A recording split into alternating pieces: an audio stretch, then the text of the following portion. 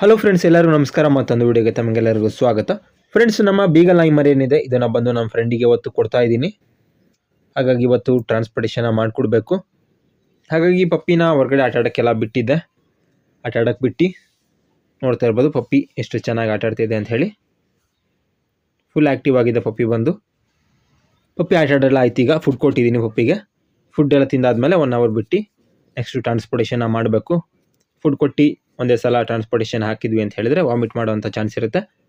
ಹಾಗಾಗಿ ಊಟ ಕೊಟ್ಟಾದ್ಮೇಲೆ ಸ್ವಲ್ಪ ಟೈಮು ಇಲ್ಲೇ ರೆಸ್ಟ್ ಮಾಡಲಿ, ಸ್ವಲ್ಪ ಆಟ ಆಡಲಿ. ಅದಾದಮೇಲೆ ಟ್ರಾನ್ಸ್ಪೋರ್ಟೇಷನ್ ಮಾಡಬೇಕು.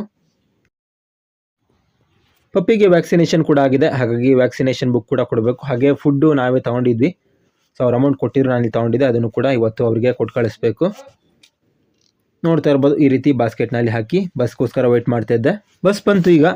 ಸೊ ಬಸ್ಸಲ್ಲಿ ಸೇಫಾಗಿ ಹಾಕಿದ್ದೀನಿ. ಇದೇ ಲಾಸ್ಟ್ ಪಪ್ಪಿ ನಮ್ಮ ಹತ್ರ ಇರುವಂಥದ್ದು. ಇದು ಕೂಡ ಈಗ ಹೋಗಿದೆ. ಇನ್ನು ಪಪ್ಪಿಗಳು ನಮ್ಮ ಹತ್ರ ಯಾವುದು ಕೂಡ ಇಲ್ಲ.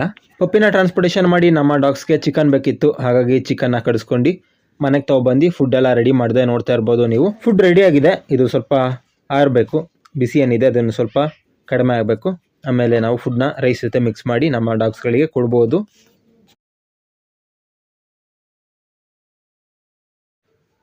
ಫುಡ್ಡೆಲ್ಲ ಪ್ರಿಪೇರ್ ಮಾಡಿ ಬೌಲಿಗೆ ಹಾಕಿ ಎಲ್ಲ ಡಾಗ್ಸ್ಗಳಿಗೂ ಫುಡ್ನ ಕೊಟ್ಟಿದ್ದೀನಿ.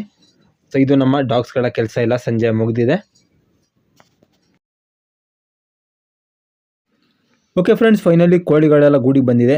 ಇನ್ನು ಬಾಗಿಲು ಹಾಕಿದ್ರೆ ಇವತ್ತಿನ ಕೆಲಸ ಮುಗಿಯುತ್ತೆ.